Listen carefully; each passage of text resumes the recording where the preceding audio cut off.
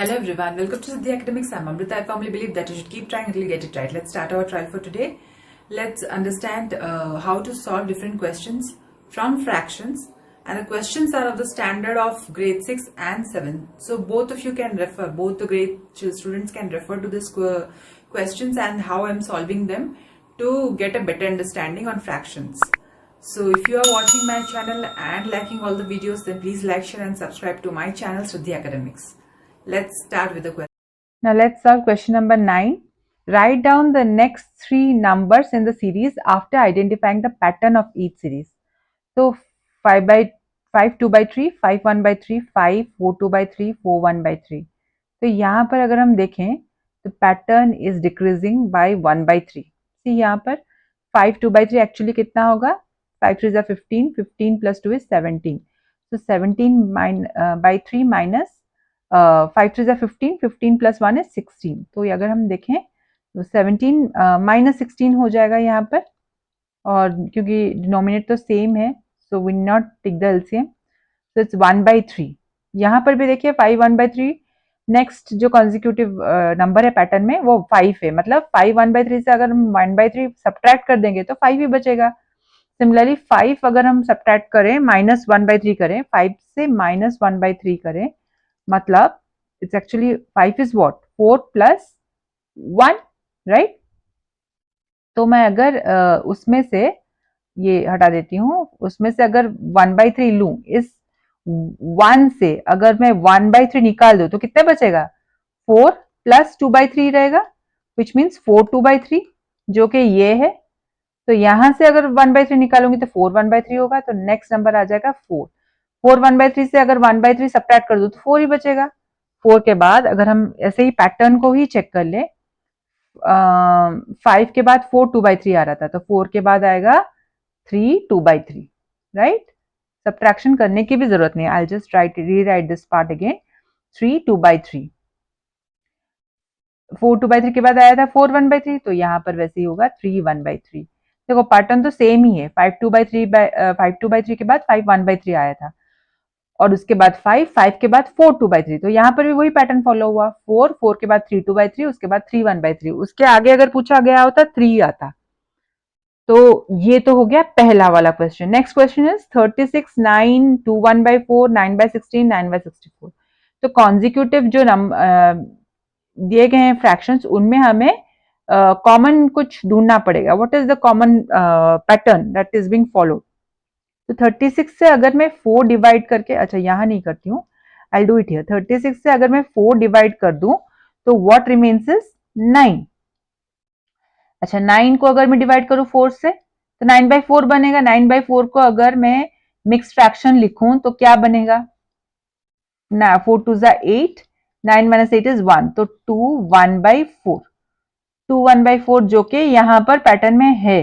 That means each consecutive number में divide हो रहा है 4.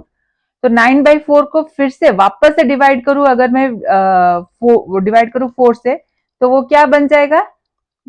9 by 16 बन जाएगा. तो ये हमें पैटर्न मिल गया. यहाँ पर हो गया सिमिलरली डिवाइड 9 by 16 को अगर डिवाइड करूं 4, it will become 9 by 64. 9 by 64 में अगर मैं 4 डिवाइड करूंगी, it will become 9 by 256.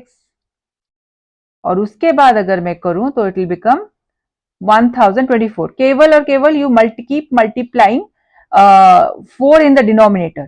Okay, that will be actual division of this entire fraction. Divided by 4 will give us, ये रेसिप्रोकल, डिवाइडेड बाय 4 मतलब reciprocal निकलेगा, इनटू 1 by 4 होगा. So 4 gets multiplied in the denominator.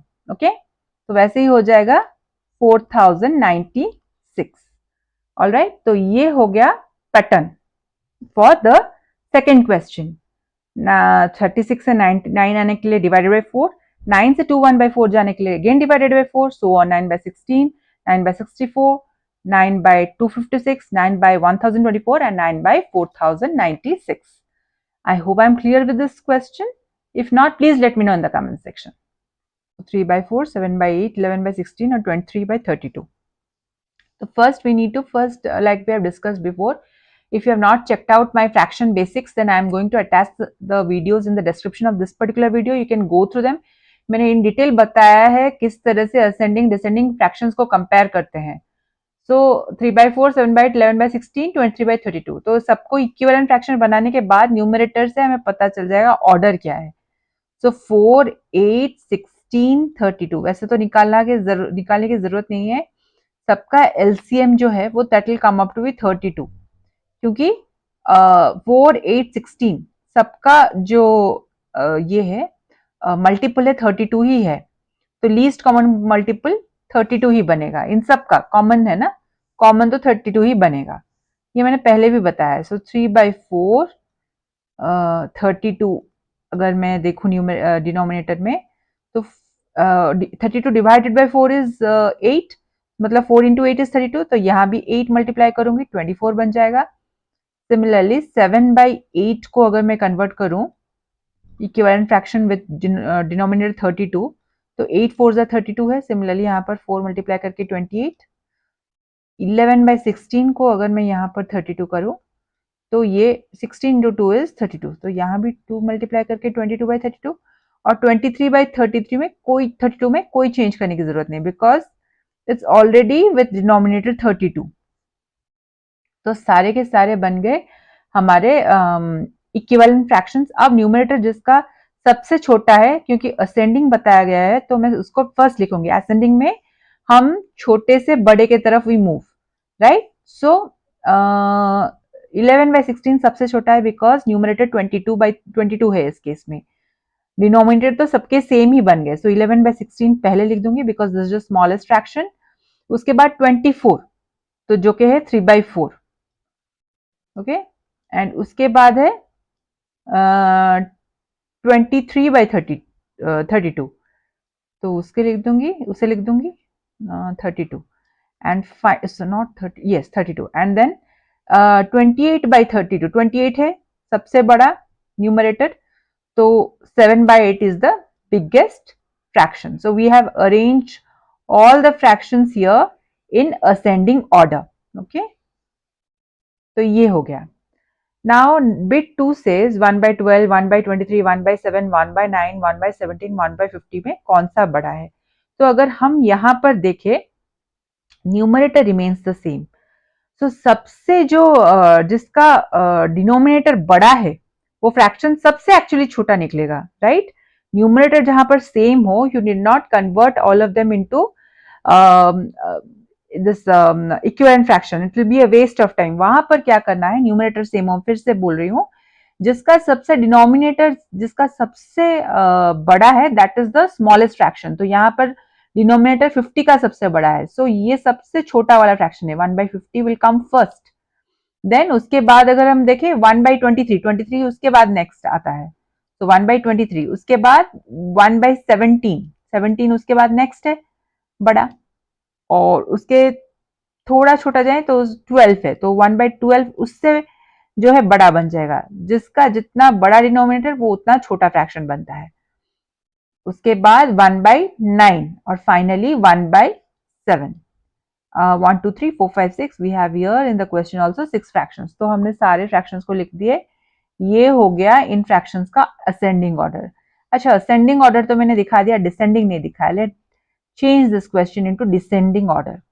Descending में सबसे जो बड़ा है वो पहले लिखा जाएगा, सबसे बड़ा फ्रैक्शन. 3/7, 3/11, 3/5, 3/13, 3/4, 3/17. अगेन यहाँ पर जो न्यूमरेटर है सेम है.